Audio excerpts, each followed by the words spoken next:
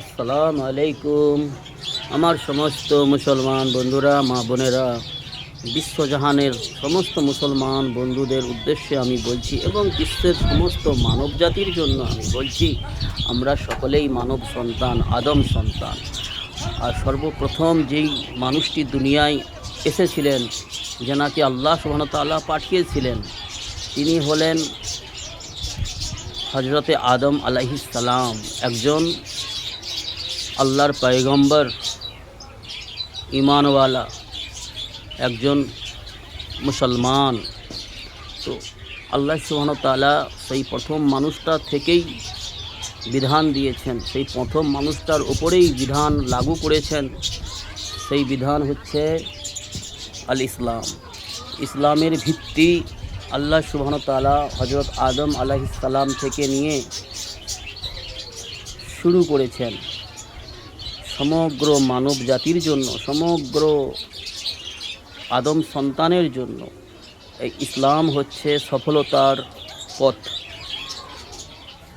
আর পৃথিবীতে সর্বশেষ যেই মানুষটি ইসলামের উপরে টিকে থাকবেন, ইসলামের বিধানকে মেনে চলবেন, সেই মানুষটা পর্যন্ত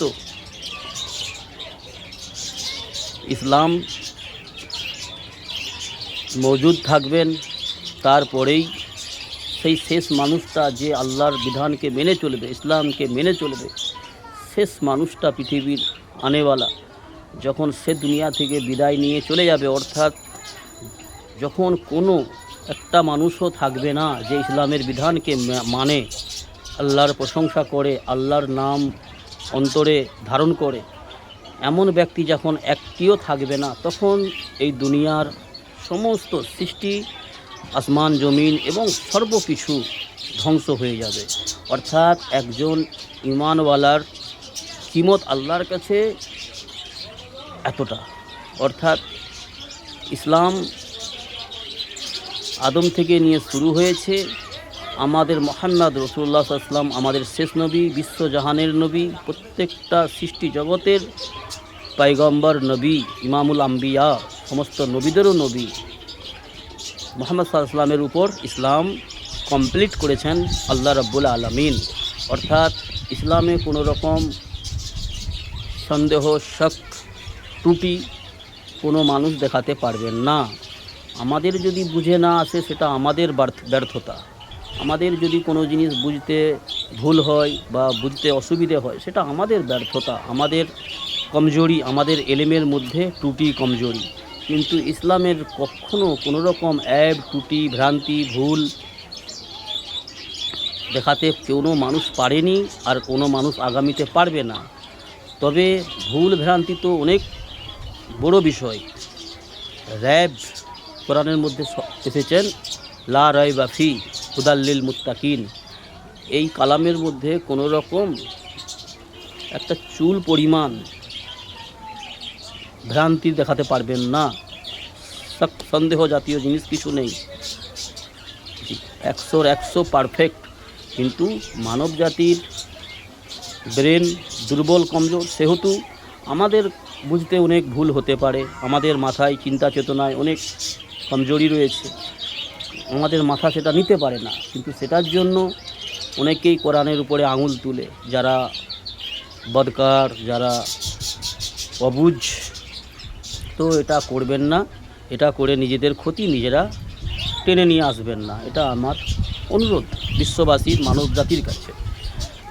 তো আমাদের মুসলমান সমাজে আবার এই জিনিসটা আছে, আমাদের মুসলিম সমাজে যারা কোরআনের বিধানকে নিয়ে, কোরআনের আয়াতকে নিয়ে যারা বিজনেস করে, সাধারণ মানুষের কাছ থেকে মোটা অঙ্কের টাকা লুটপাট করে, এরাও হচ্ছে বড় জালিম। জি, আল্লাহর কালামকে নিয়ে যারা মজাক করে, বিজনেস করে এবং মানুষকে বিক্ষিপ্ত করে এবং মানুষের সম্মানের সঙ্গে খেলোয়াড় করে, মানুষের অর্থ সম্পদকে হড়প করে, লুটপাট করে, এরা হচ্ছে বড় জালিম, এরা হচ্ছে মুনাফিক।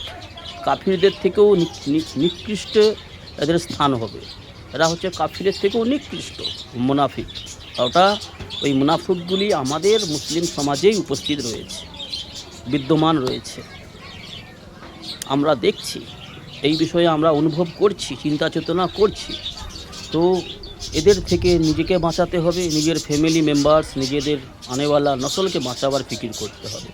বন্ধু, এই কথার ভিত্তিতে রাগ ঘুষা কোনো আমার হিন্দু ভাই অমুসলমান ভাইয়ের কাছে যদি আমার এই ভিডিওটা যায়, এই বিষয়ে আমার কথা শুনে রাগ ঘুষা না করে আপনাদের যদি চিন্তা চেতনা এটা আসে যে কথাটা কতটা বাস্তব, আপনারা এই বিষয়ে জানকারি নিতে পারেন। জানার জন্য ব্যবস্থাও রয়েছে আপনাদের আশেপাশে।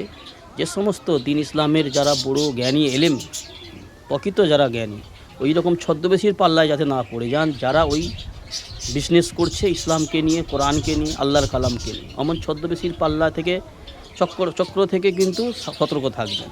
ইসলাম যাচাই করুন, ইসলামই হচ্ছে মানব জাতির জন্য সফলতার পথ। যে যতটা ইসলামের বিধানকে বেশি মেনে চলবে তো ততটাই সফলতার পথে পৌঁছাবে।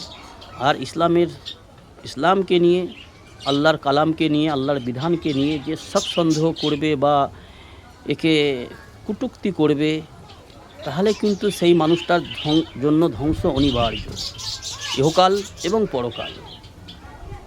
সেহেতু বন্ধুরা, ইসলামই হচ্ছে সফলতার পথ প্রত্যেকটা মানব জাতির জন্য, বুদ্ধিমানদের জন্য।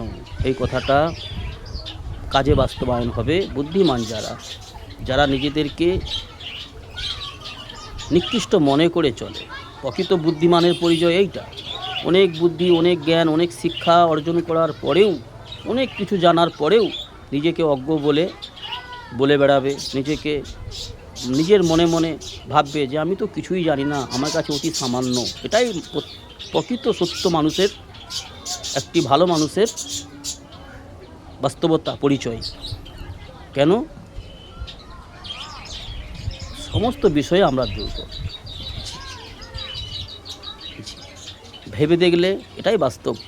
সেহেতু যারা প্রকৃত ভালো মানুষ, তারা নিজেদের এলেম জ্ঞান, নিজেদের শিক্ষাকে অতি সামান্য মনে করে আগাবার চেষ্টা করবে, বেশি জানার চেষ্টা করবে, আর নিজস্ব এলেম জ্ঞান মোতাবিক কাজে বাস্তবায়ন করবে। তারপরেও নিজেকে নিকৃষ্ট মনে করবে এবং লোকের কাছে উৎকৃষ্ট বলে বেড়াবে না, লোকের কাছে হই হুল্লোড় করে বেড়াবে না।